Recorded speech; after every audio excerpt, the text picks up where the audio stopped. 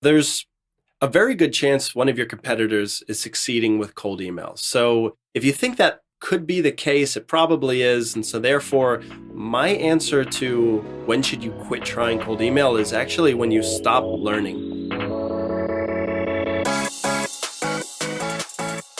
Hey, what's up, everyone? This is Jeremy, founder of QuickMail.io. Hey, and this is Jack from emailsthatsell.com.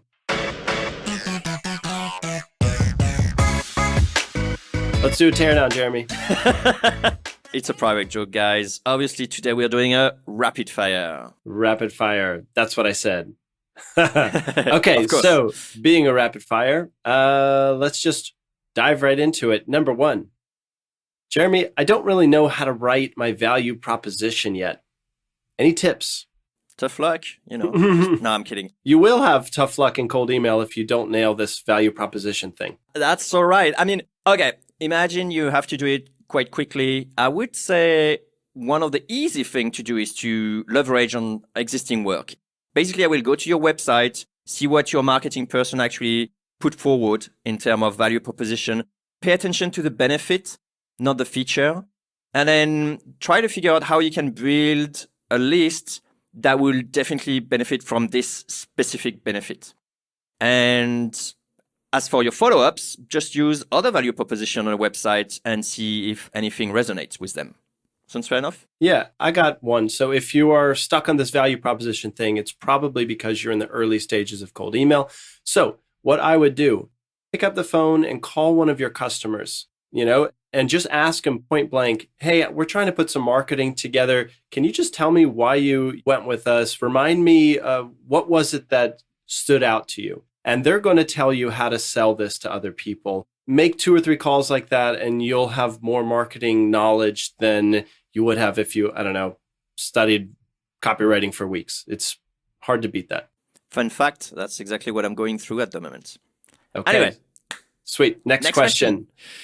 Is it a good idea to have an A, B, C, and D test? Not just a A-B version? Yeah, what do you think, Jack? Okay. Yes for variety. No for trying to reach any statistical significance. Nice. If you're able to reach some level of significance, then your segments are way too big and you shouldn't be sending that message to so many people. Instead, trim it down, get more specific. But yeah, especially in the beginning, you're going to want to try a lot of different pitches, angles. Variety's good. Yeah, I second that. I think in order to really have winners, you're going to have a huge variation. And I'm talking like maybe 10% on your A and 80% on your B. But I do agree, put more A/B testing for deliverability reasons. And I'm going to put a shameless plug here, but that's where we actually put something called random text in QuickMail. And that you don't need to do A/B testing. You can just put all your different variations within just one text. And that way you get multiple variations without necessarily needing to keep track of all your different statistics on different variations. Booyah. Variations, good. Okay, next question. What's the fastest way to personalize a cold email? That's on your alley, Jack. So help us here. All right. The fastest, and just because you asked for the fastest, Jack, I'll tell you. The fastest way to personalize a cold email is to build your list based on a personalization attribute, such as companies who recently won XYZ award. You could build a list of all of them, and in the intro line, you mention it. Now, it's fast because it's basically done for you because you built your list around it, but it's also kind of lame. And a lot of people are doing it, especially if you've ever seen an email that's like, hey, congrats on your funding round. Well, everybody knows that's a template today. So just because it's the fastest way to personalize doesn't make it the best. Yeah. And in fact, you can personalize with a first name. Just go on Yeah, but that's not personalization. That is stock standard cold email. If you don't have a first name in there. I agree. Fastest way is to do it at the list building stage. Definitely. All right. Next question. Jeremy, I don't have much time to try cold email. Should I even bother? If you need to grow, that may be one avenue. You may have other ones. So I don't think you should really think about should I do cold email or not, but what should I do? And maybe cold email is one of the possible solution. Now, assuming that you think that cold email is an interesting avenue for growing, I would say if you don't have much time, try to get a consultant And I'm going to say with proven track record, like Jack, for example. Thank you. Thank you very much. Shameless plug for him. To accelerate your learning and avoid sort of like beginner's mistakes. If you want to have speed, want to try it, this probably, you can pay your way in education, shall I say? Yeah, it'll be worth your while. Yeah, definitely. To me, this question sure as hell sounds like someone who should not be doing cold email themselves. Sure, if you're strapped for time, but you can bring someone in who really knows it, that's great, rock and roll. But if you don't have much time to try it and you still attempt to do it yourself, please don't do that. Reason being, you're going to fail. As an agency owner and someone who's seen cold email, the biggest frustration I have is when leads are generated and then they fall through the cracks because somebody wasn't assigned to that lead and they just kind of went to the wayside. What a shame for both the prospect and that company. So my advice, do it well or don't do it. Yeah, booyah. Okay, so Jack and Jeremy, we are mastering inbound over here. So do we need to look at outbound as well? Yeah, I'm wondering with this question if this is a case of, the grass is greener over there or the shiny thing like, I'm bored with inbound. Should I actually try outbound kind of thing? Right. And I mean, in this case, I would say, is the effort into mastering a new channel worth it versus actually spending more effort on an existing channel? So I would say if you're mastering inbound, I say, well, keep at it. But it could be that you want to suddenly master your growth and you can't do it with inbound one way or another, and you're interested in cold email. Then, take it as a pilot and then come back to the previous question we just said and try to get a consultant to sort of accelerate your growth and take a consultant to accelerate your learning. And there you go.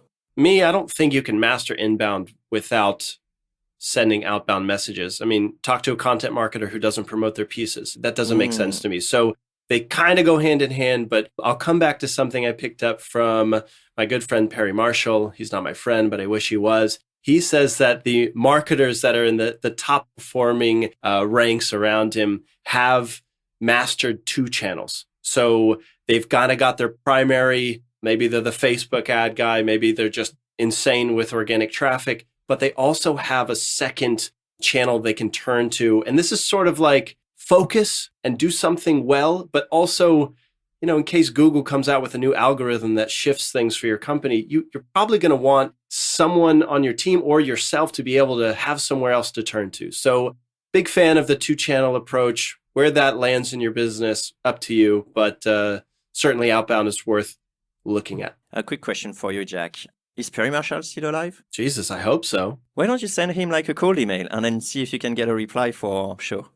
Yeah, okay. Count it as a challenge. I'll reach out to my man, Perry. Nice. Oh, that one's not fair because I probably can reach out to a friend of a friend and do it that way. But I'll try the classic cold approach. We'll see what happens. Yeah, just impersonate, use a different name if you really want to make sure that you're totally square on this one. Yeah. Okay. So moving on. What exactly should I personalize in my email template? I got one. Intro sentence all day long. Why?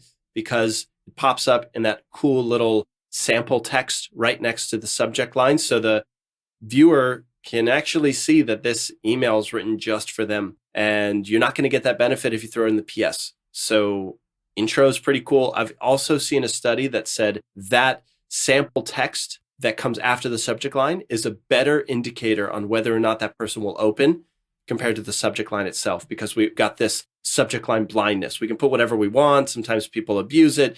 So I'm going intro sentence all day long. I agree with this one, especially that the intro sentence also appear on a snippet. So that makes or break, someone willing to open the email or not. I would do say also spend a little bit of time on a PS. If you have time, this is your chance to do a personal connection with that person too at the end, like is building a relationship beyond just work in that sense. I think that's pretty powerful too. Well said. Jeremy, over here, we're struggling with cold email. When should we quit trying? Now? I mean, if you're struggling already, something is not correctly done. And Gee, that's kind of a tough loaded question because there's so many stages at which you could be struggling. Are you struggling at the reply rate? Are you struggling at, finding your list? So it's a bit of a too broad question to really answer per se. But I would say if you're struggling, I hate to say that, unfortunately, because I don't like to be a one-trick pony. But I would say just grab a consultant and then just check, if you're really convinced that, cold email should be a viable channel for my business or growth channel, or my boss tasked me to do that. Try to get as much ammunition as you can and just get, a consultant maybe will be able to pinpoint very quickly what part of this thing is actually not working. Yeah, so there's a very good chance one of your competitors is succeeding with cold emails. So if you think that could be the case, it probably is. And so therefore, my answer to when should you quit trying cold email is actually when you stop learning. So you could either stop learning because you don't have the desire to worry about it anymore, or you're just at a point where there's no added benefit, because even if you're getting negative replies, you could potentially be using that for ammunition to stockpile more, let's say, information about your prospects so that you can do a better job at marketing and sales. So when it's constantly just a headache without getting any learning in return, you're probably better off spending your time elsewhere. So we got another question here. What should I look for in a good data provider? And I'm talking about the place that I turn to when I need to build a list of prospects. So let me take this one, Jeremy. You want to look at two things specifically. Number one, do they have the filters you need that's going to help you narrow down a list of target accounts? Some tools will let you filter by technology, others won't. Founded date, others won't. Hiring, others won't. And so you have to figure out if that tool works for the prospect list you're trying to build. So if you have very basic needs, a lot will work, but these filters are going to vary by whatever industry you're in. You may actually not care if a database is able to grab company data from, let's say, LinkedIn Sales Navigator, and instead you may be more focused on local companies like Yelp or Google Maps. I mean, look if the filters will help you build a list of good target accounts. And then my second piece of advice, manually check out those accounts and the people they send you. Just go to the website and see if you would ever pitch to these guys. And if you are seeing that there's a match between what the database is telling you this company is, okay, then the data is passing this manual check. Do it for about 100 accounts. And if you're finding that a lot of the accounts are improperly labeled, they're actually not bios tech, maybe they're, let's say, a hospital instead, that's a good indication they're selling you junk leads. Don't do it. Yeah, plus I would say that people's data are like a snowman in spring. They melt very quickly. And that means basically the freshness of your data is super important. By spring, they may have changed job or anything like that. So you want to make sure that the source of their data is actually refreshed quite often. Now, unfortunately, and I know that by experience, asking the data provider, they're going to tell you like, oh yeah, we just refresh the database every month. But the problem is they refresh data by buying data from another provider, that has those data for like 7 months or something like that. So you have to be very careful and never trust the data as is. Always make tests, because it's actually shocking the number. Sometimes it's accurate to even like only 40%. So you have to be very careful in your choice of database. So now I say that, just go ahead and then do your due diligence as well. There you go. Yeah, best thing, take a trial and do the manual test. It may take you a while, but you'll probably end up with better data. All right, couple more questions here. What is the most important feature of cold email software? And I'm dying to hear your answer, Jeremy. Me, pick me. Yeah, I mean, I'm obviously biased because I got QuickMail. And that's actually the focus of QuickMail. For me, it's processes. Because it's all nice, but if you have a software that is way too manual, then I guess it's sort of like defeat the purpose. You're not going to be able to scale with multiple accounts. It's going to make your life, not as easy as it could be. So, I mean, for me, it will be like definitely try to find things that ease your process. A good example will be your company is using Google Spreadsheet, and then, the software you're evaluating is only importing CSV file. that's going to be like a point of friction, right? Where there will be like some manual work that needs to be involved. In QuickMail, for example, you will sort of like import the spreadsheet and then see it as an auto import. So whenever the spreadsheet is changing, then it will auto import stuff. So I'm not saying that this is a feature you need to use or look into a different software, but look at the software that is putting processes at the core of what they're doing so that you can have predictable pipeline, a funnel, a sales funnel that will send every day at a certain time, certain number of email, making sure that it has all your parameters in place. And that's basically it for me.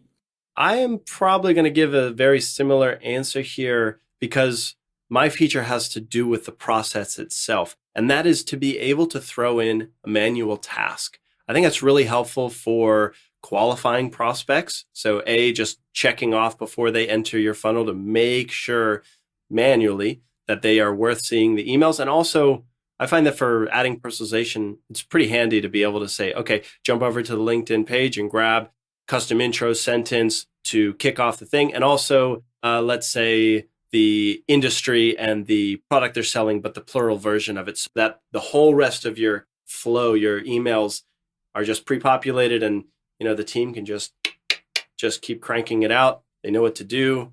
Emails get sent. Everyone's happy. All of that is obviously good, but we may actually be missing the mark here, as in it really will depend on your own needs. And it could be that for you, what you need is simple manual stuff that you can click a button or do something, and then that works for you. So at the end of the day, that question can only be answered by you, but hopefully we gave you some avenues to compare, different software or look at.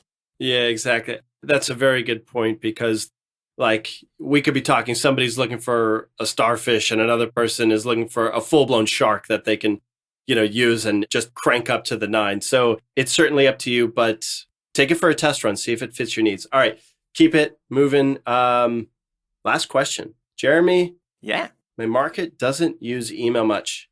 Is it still worth looking into this whole cold email thing? Well, bear in mind that when you're doing cold emails to reach out to someone else and open a conversation and a dialogue, it could be that your end customer doesn't. It could be that your end user doesn't rely on cold email per se, but what about the influencers? Or what about some VIP level that will then contact your end customers at scale? Maybe they are used to read, some publications. Well, why don't you cold email the publication? So you can use cold email to reach out to a lot of people. It doesn't necessarily mean that it is your end user customer. So there you go. That's what I would say about it. Yeah, well said. So for me, if somebody comes to me, Jack, my market doesn't use cold email much. Is it worth looking into? A, why are you listening to the Cold Email Outreach podcast? B, how do you know that? Is it because you have an assumption that millennials aren't checking their emails or whatever the younger generation is? Could very well be that your market is using email. And if it's something you haven't tested yet, shame on you. Put a test together, send an email manually to 100 prospects. And if you say, I can't find 100 emails for people in my market, then you may be getting somewhere. Maybe your market is not on any internet databases. Maybe they are one of those Uncle Buck in a truck kind of operators who have a Gmail or a Hotmail account, but certainly are not advertising it. If that's you, yeah, maybe you're in that 1% group where cold email just ain't going to cut it. And instead, you may want to look into other forms of outreach, but try that 100 prospect test. What Jeremy, I picked this up from you. You've mentioned that you can send a mouse can whisker campaign where it's just trying to find out if your market will reply to an email. So gray hat alert, just send an email sort of disguising yourself as a customer. If you're reaching out to plumbers, ask them if they service commercial kitchens. And if they get back to you, you know that they're checking their inbox, and now you have a new problem on your hands of how are you going to get them to reply to a genuine cold email campaign. So a couple options there, but mainly if you have an assumption, test it first before you instill a limiting belief in your business. Well said. Cool. All right. Well, we're out of questions. Rapid fire done. Yes. And if you actually want more questions on the show, podcast@quickmail.io, just send us your question and then we'll answer it in a future cast. Okay. I'm going to leave you with a CTA from Jeremy and I.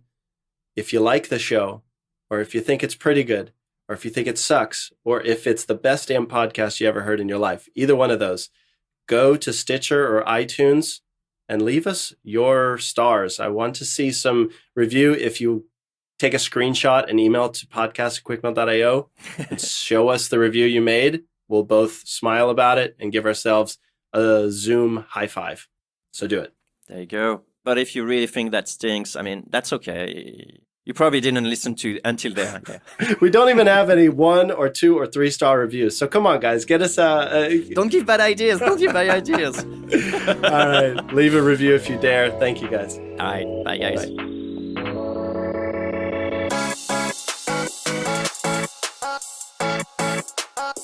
Hey, cold emailer. Yeah, you. If you got some value from this episode, give us a high vibe by sharing a 2-sentence review on iTunes. Or Stitcher, or TuneIn. That works too. It's a quick way to help other growth-minded folks like us find this podcast So they can send awesome emails. and make everyone's inbox a better place. Thanks.